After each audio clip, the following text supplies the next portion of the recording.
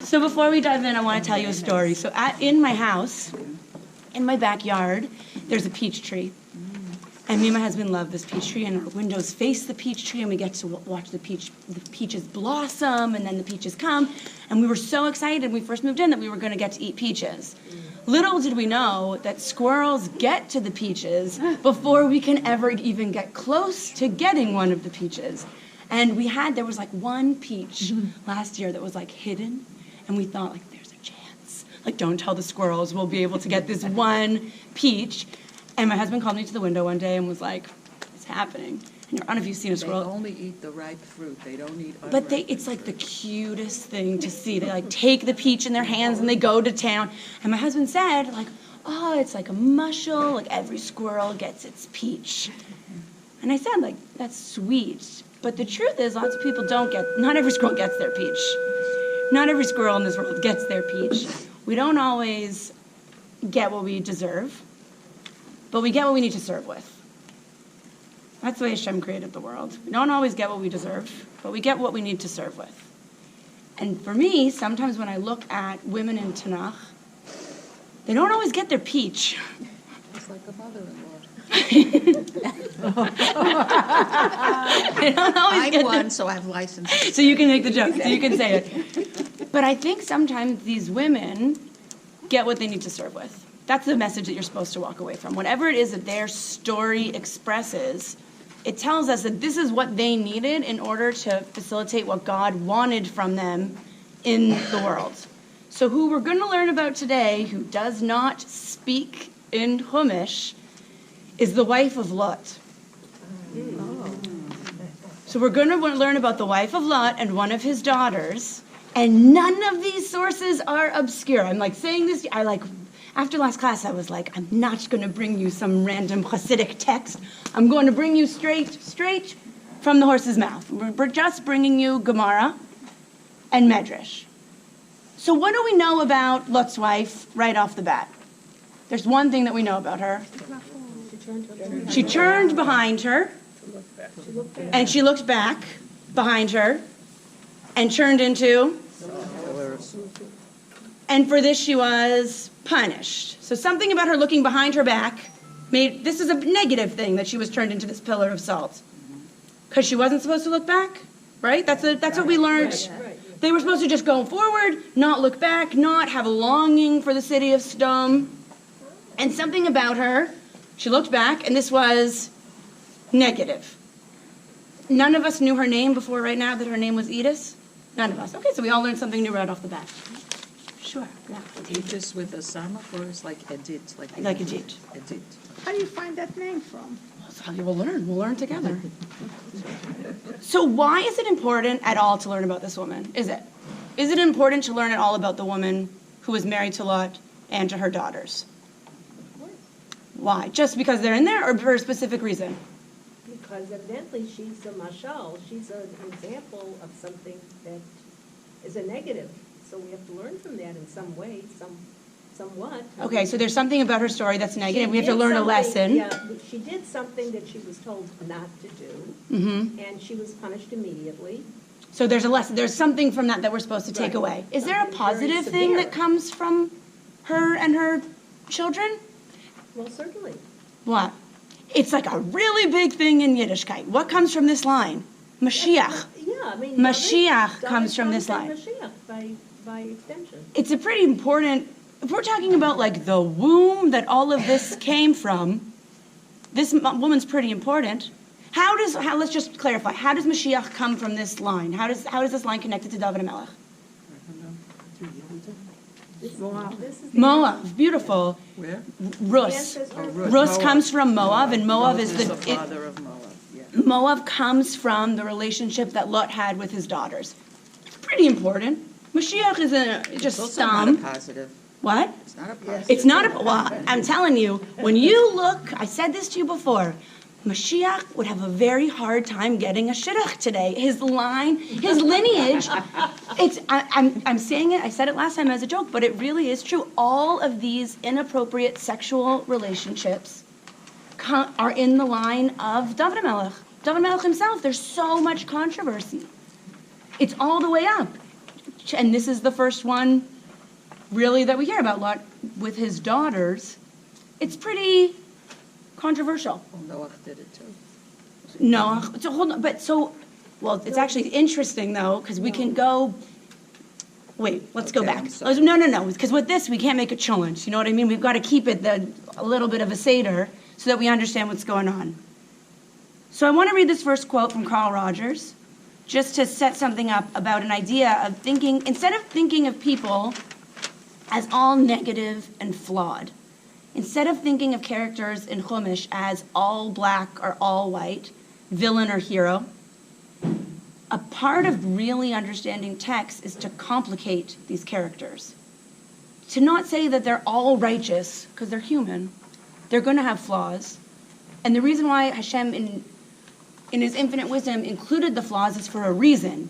Hashem could have written the Torah and just told us all everybody's good parts and left out some of the negativity. But the reason that it's there is for a reason. So let's read the first quote from Carl Rogers.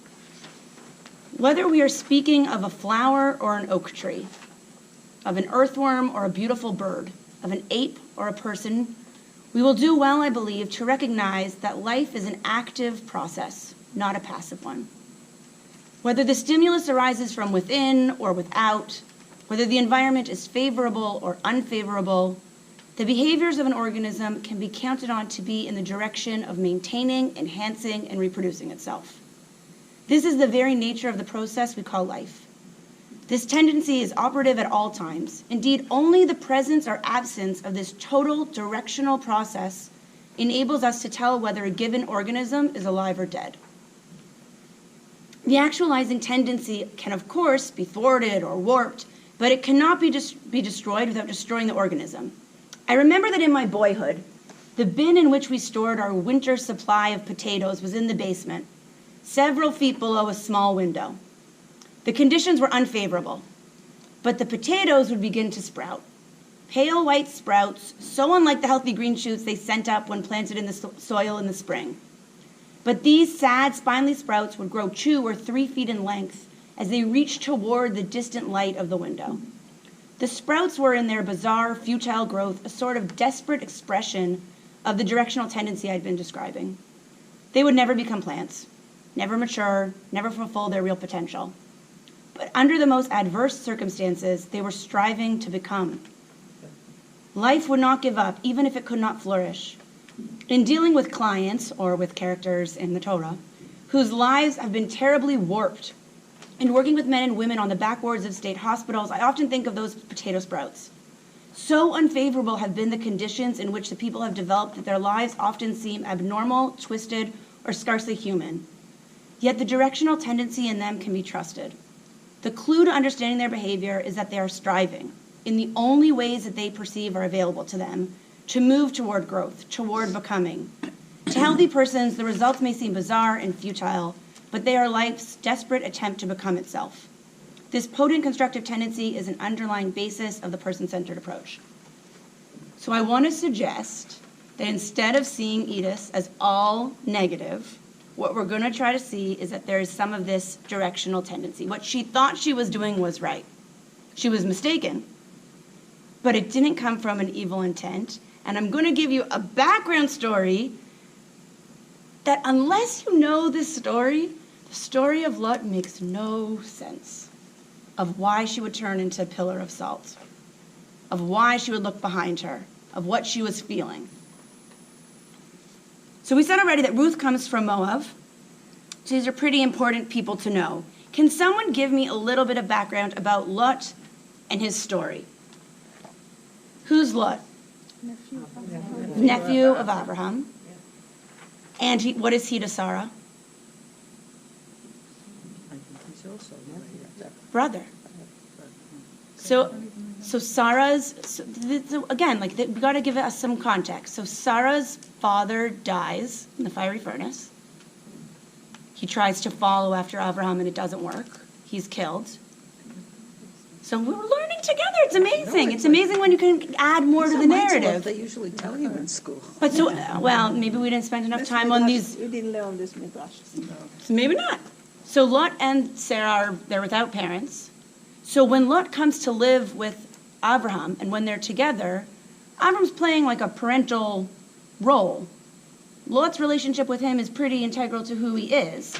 You would then imagine that Lot would take some of these characteristics of Abraham, which it doesn't seem like he does.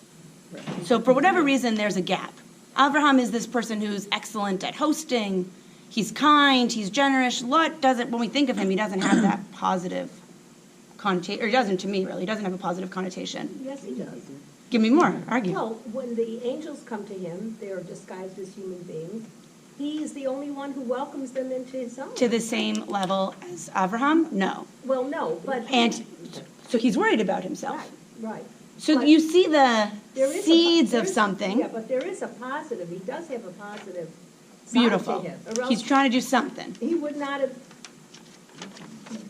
you know. He wouldn't have invited them in No, at I all, wouldn't and have him been- inviting them in is a risk. Stay with him.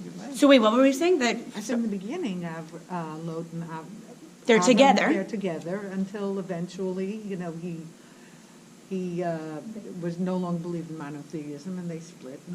and he goes off on his way, and he says, "You pick your side of town, I'll pick my side of town. It's not big enough for the both of us. We can't shepherd together."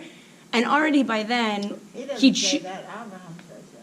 well, Abraham says this ain't working. This isn't working. You pick wherever you want to go, and I'll go the opposite. And then he says, "I'm going to go to Sodom," which is already like.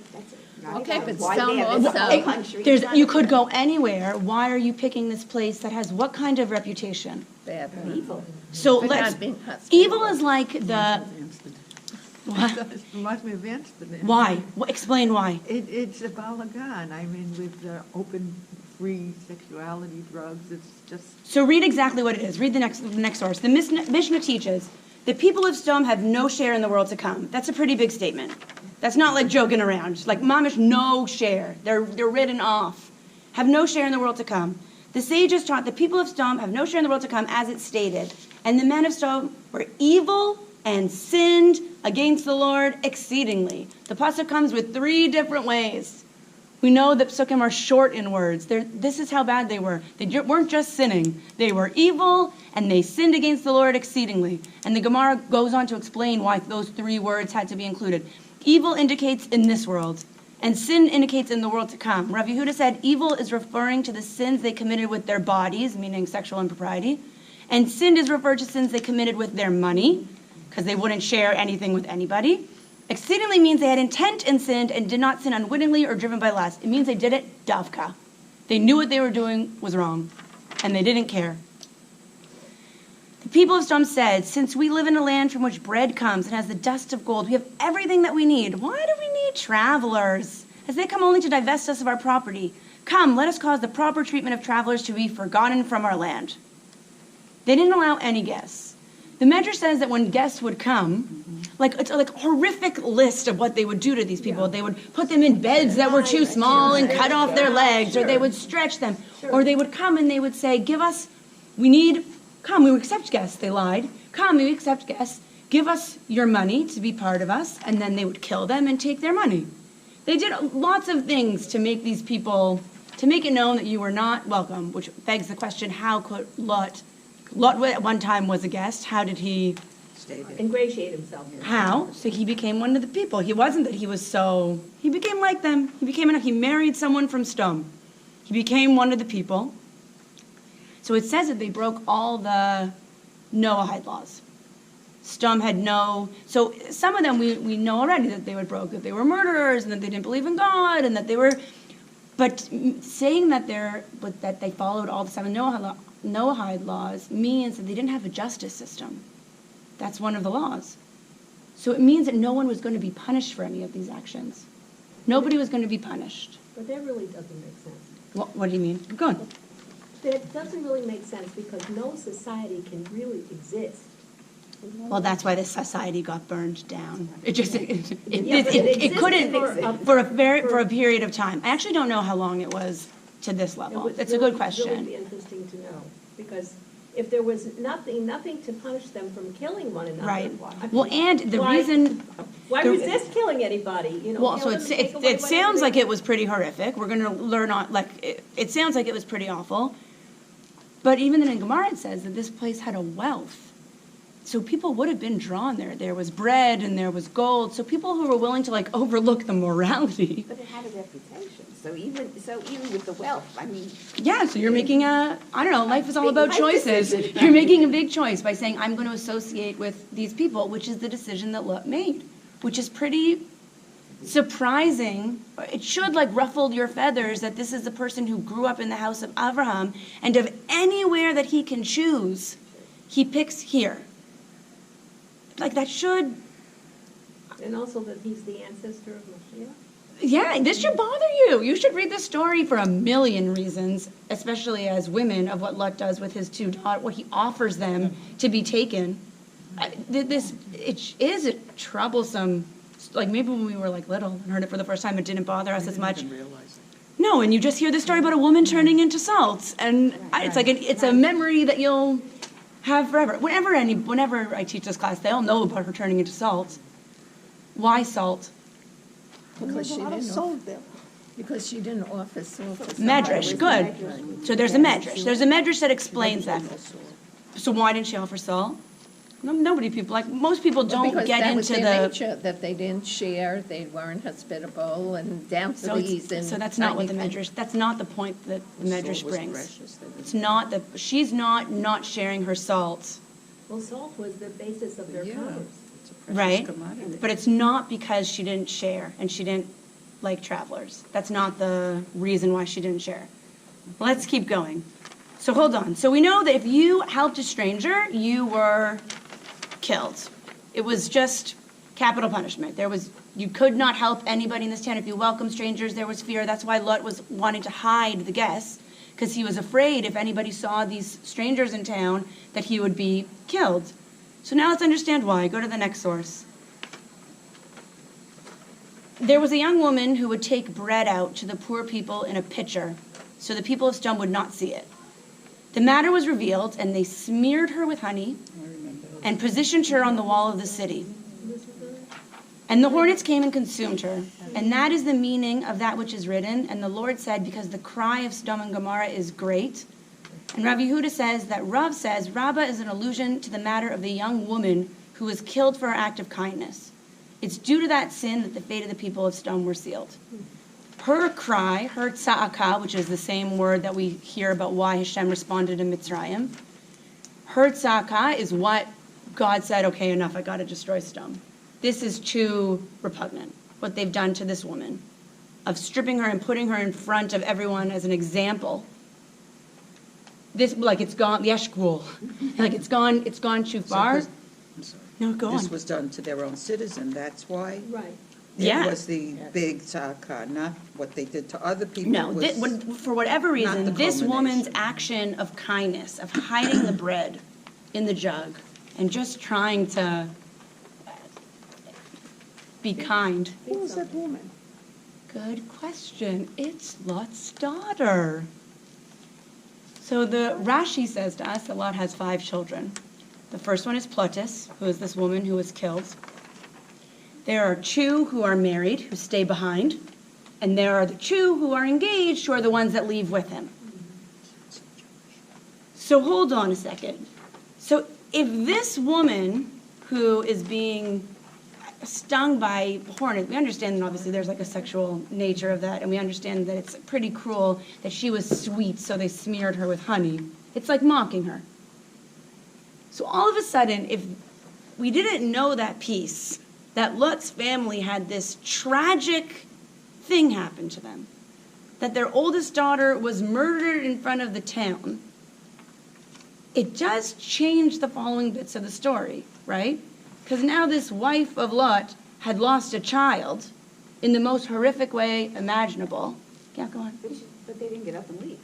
Well, so I don't know how long after this. Well, and then after this, so let's keep going with the story. After their daughter has been murdered publicly, these strange malachim come, and Lot welcomes them in, even though he knows what can happen to you if you do that. He knows it intimately. He knows it personally. So maybe that means, like what we said before, that there is a goodness there. He's risking his life by having these people come into his home. It's not all... It's very puzzling. It's very puzzling. It's like understatement of the year. But all of a sudden, when you get these stories to be more... When we teach little kids, we want to simplify these stories. because we want them to walk away with this simple moral message. But as we get older, when you see how complicated these stories are, how many different people's perspectives are included. So Sefer Agada and Sefer Yashar names her as Plotis. And she was this compassionate person who maybe learned from her father to be kind. Somehow that message got across to her that you should help. Yeah. Maybe. Maybe maybe a little She piece. hung out with Sarah. Maybe a little piece of the message got passed on. Like, we're guessing that. That's just conjecture.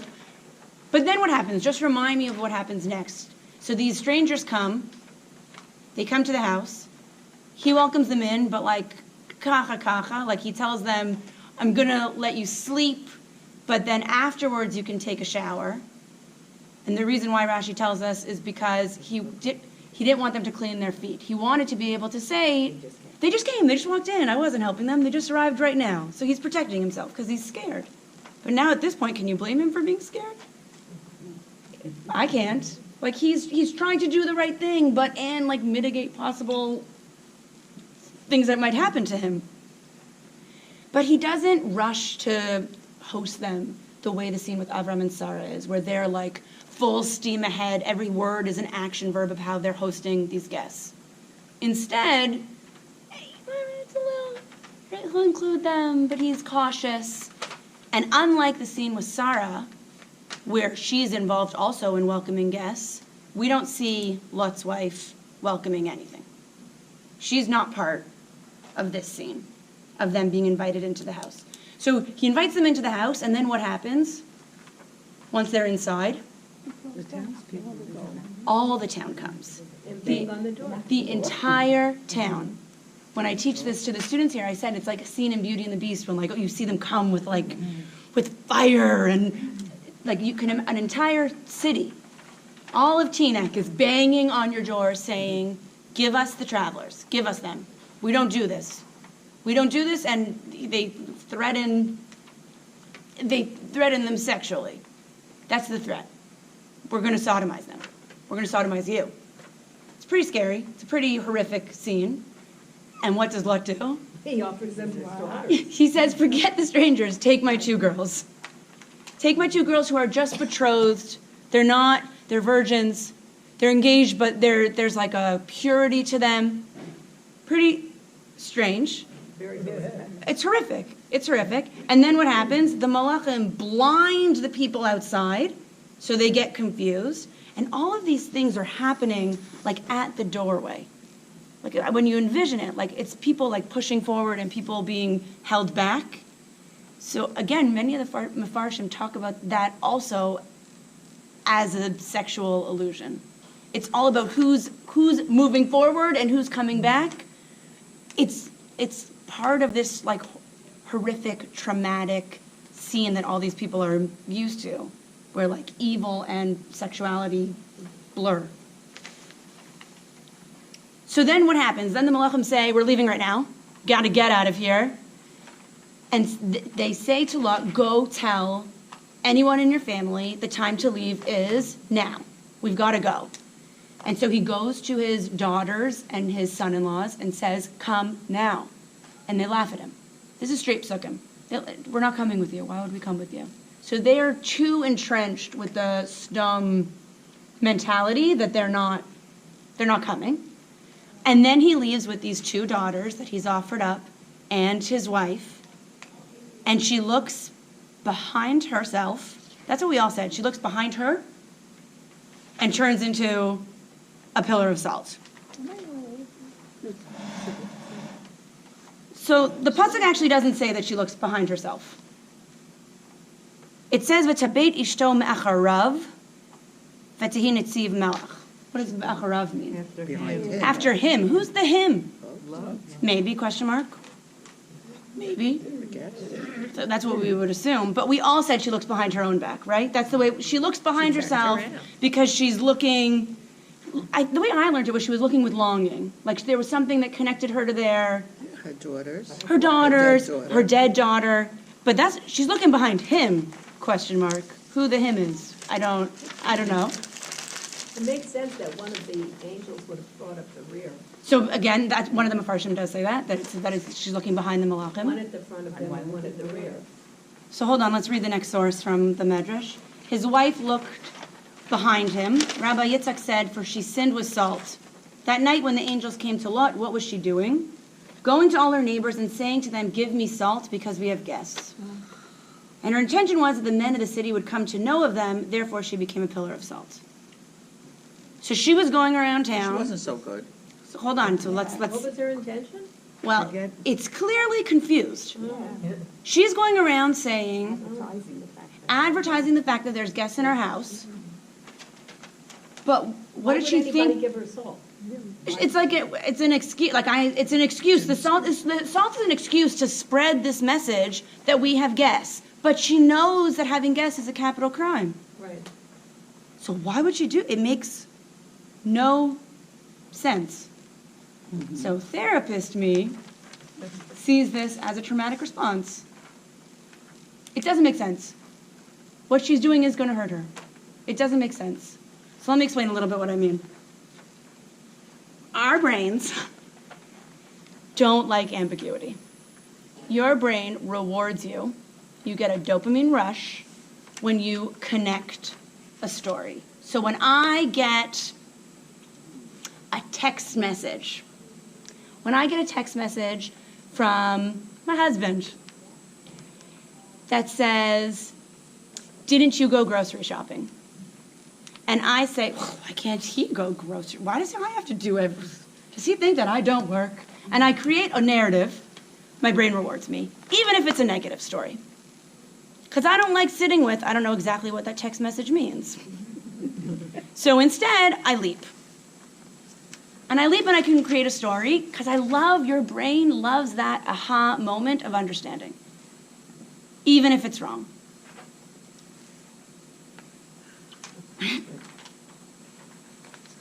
So, I'll explain how Emma Mott explains it.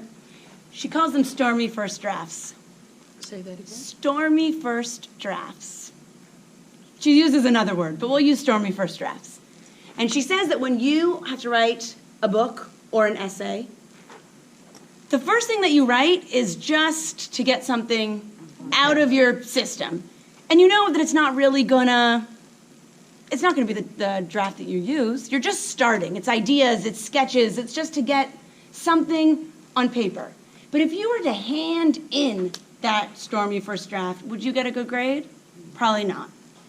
So in life, often we stick with our stormy first drafts, even though we should be changing up and editing the stories that we have.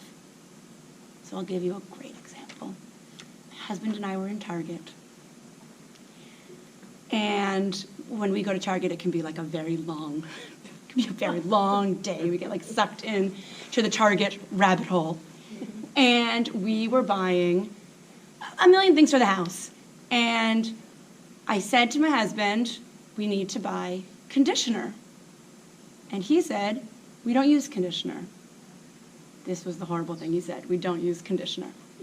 And I said, what are you talking about? I have curly hair. I use conditioner every day. How can you not know that about me? How can you not? Lost it to the nth degree. Don't you know me? We've been married for so long. Why don't you understand me? I'm always going to be alone. You know when you like get into the huge loop? And then he said to me, did you think that yellow bottle in the shower was conditioner? Yeah. And I said, yeah. And he said, you've been double shampooing, which was true.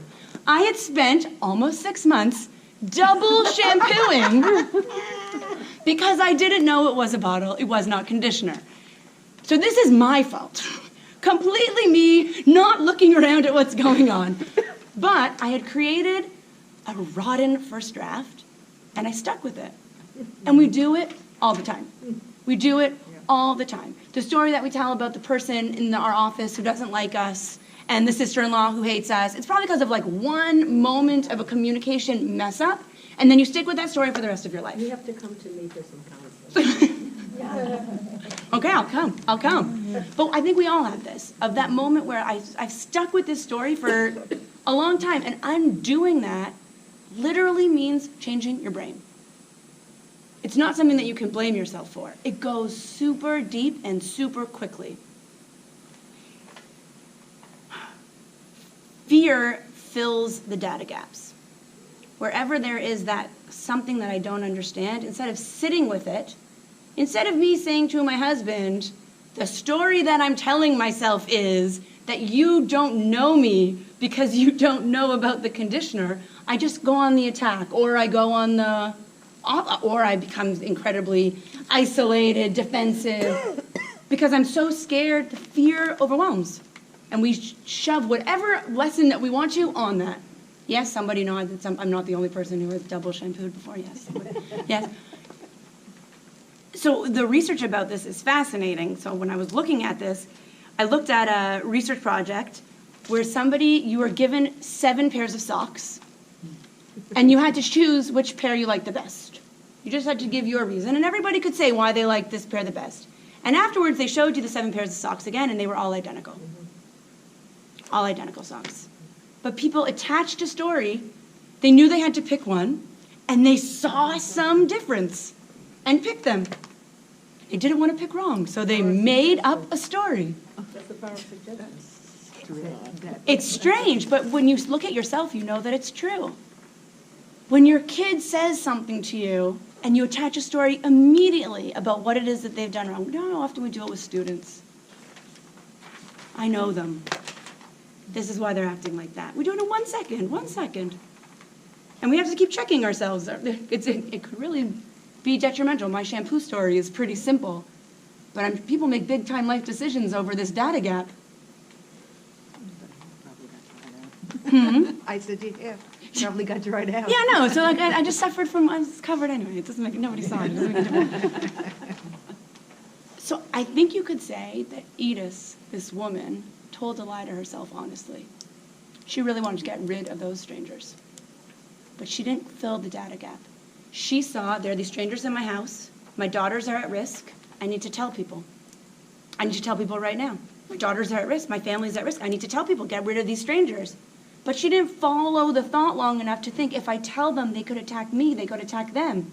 She made a game-time split decision. I need to get rid of these strangers. Look at the damage that helping people has done to my family. But she didn't think it through. It was flawed, so she made a mistake. She made a big-time mistake. But it didn't come from evil. She wasn't going to get salt because she didn't want to share with guests. There's difference. The medrash makes no sense. It shows that her thinking was flawed. She made a big-time error. She made a big-time error. So now let's go back. Who could it be and his wife that looked behind if it wasn't herself? Who could it be? So one answer we said was a malach. It was Lot's wife that looked. Yes, but the pasuk doesn't say she looked behind her. Oh. She looked behind him. Okay.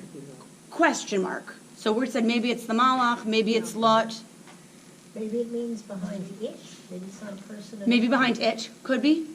Could be. Let's see what the medrash says. We want to blow your mind. Just as he had taken them by the hand, without their will, and taken them into his house, so they took hold of his hand, and the hand of his wife, and the hand of his 2 daughters, and took them outside the city. These are the malachim. As it is said, but he lingered, and the men laid hold upon his hand. And they said to them, do not look behind you, for verily the Shekhinah of the Holy One, blessed be he, has descended in order to rain upon Sodom and upon Gomorrah brimstone and fire. The pity of Edith, the wife of Lot, was stirred for her daughters, who were married in Sodom, and she looked back behind her, here it says her, to see if they were coming after her or not. Him. Mine says her. It says him. Take it back. I take it back.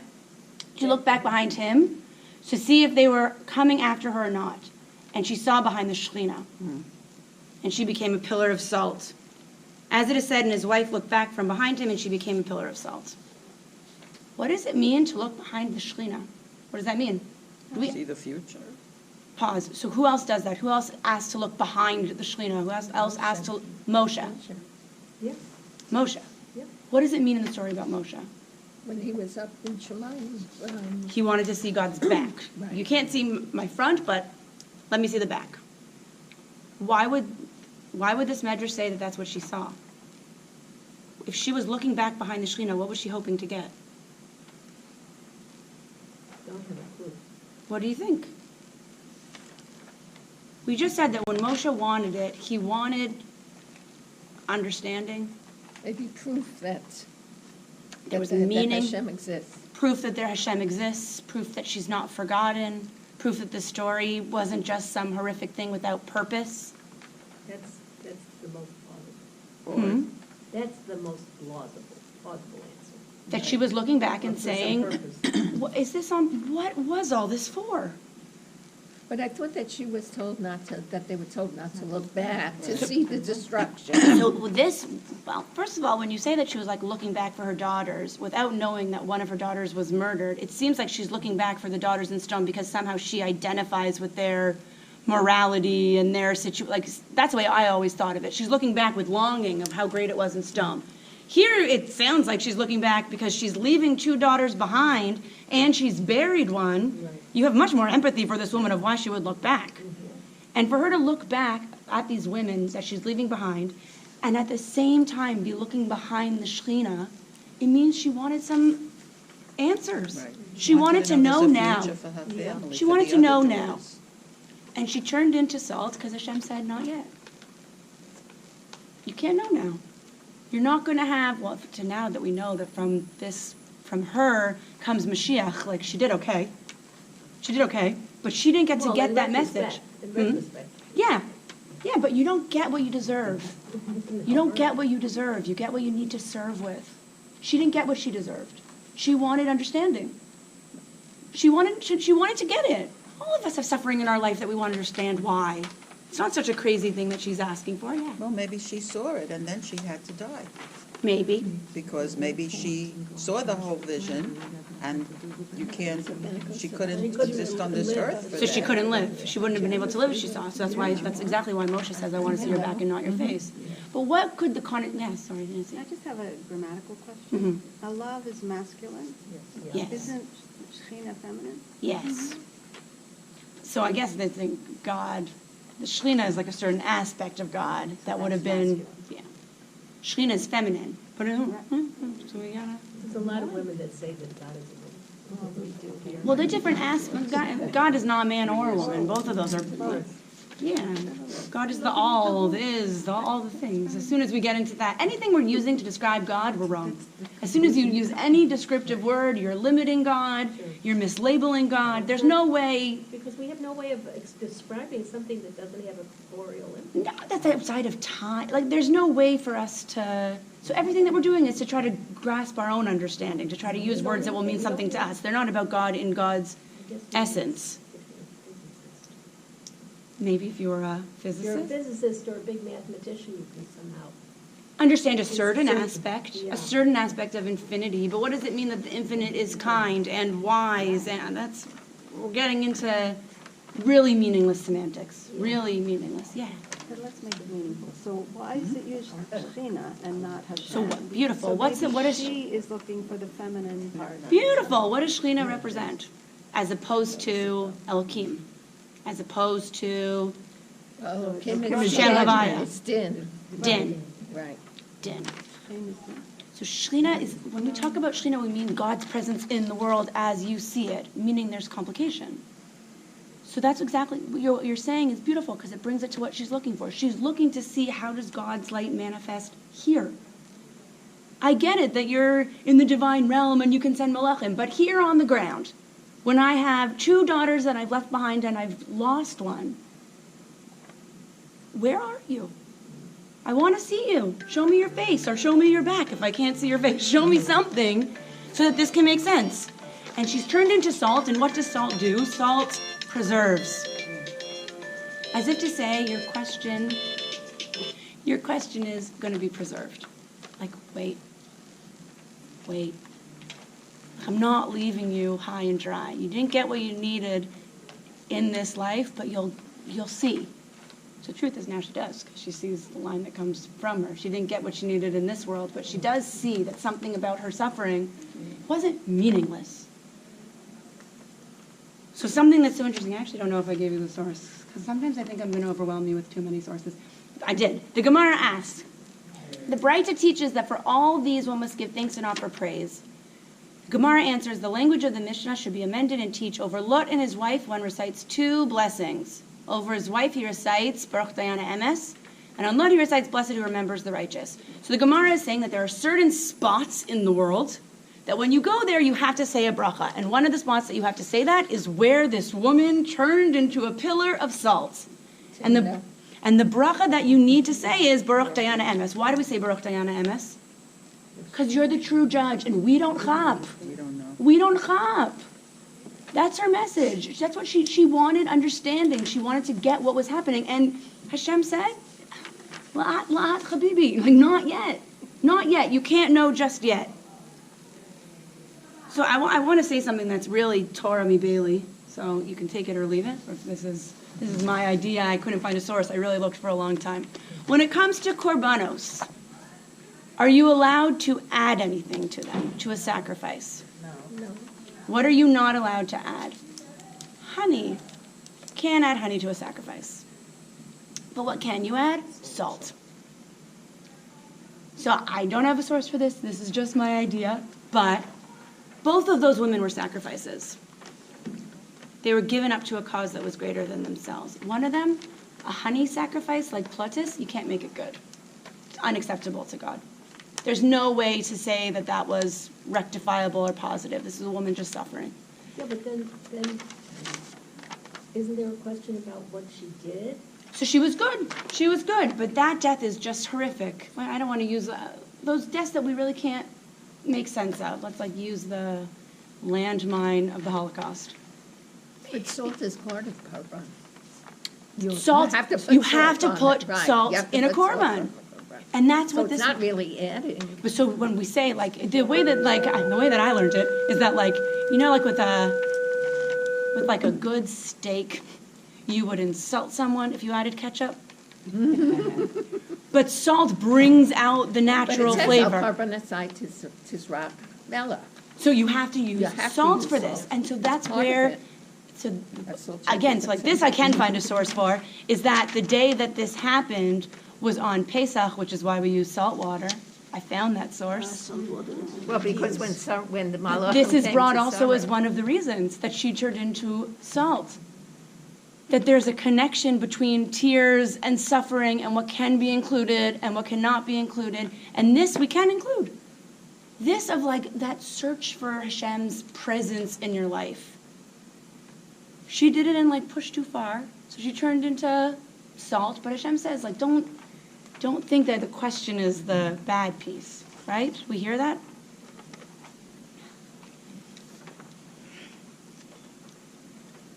It's fascinating also as a therapist to think that trauma is such a part of the messianic line. That so many of these stories, all of them, are about these scenes that are so horrific and how to mend them. We say that when Mashiach comes, you'll see God in the world. It means that trauma will be healed. That's what it means. That you'll have an understanding about all these things that are happening.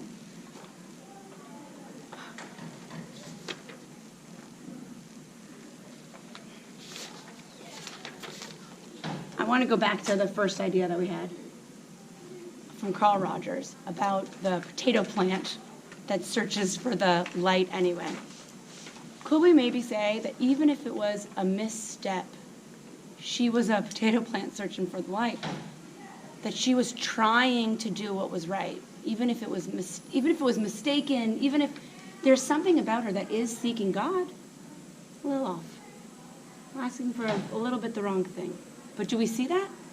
Do we see that there's something about her that's still grasping, that's hoping to understand, that's hoping to make sense? And that's part of what she gives into the line of Mashiach. Mashiach is going to be complete understanding.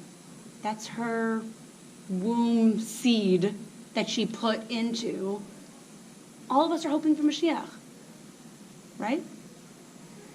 It falls low on the priority list, but it should be something that we're thinking of all the time.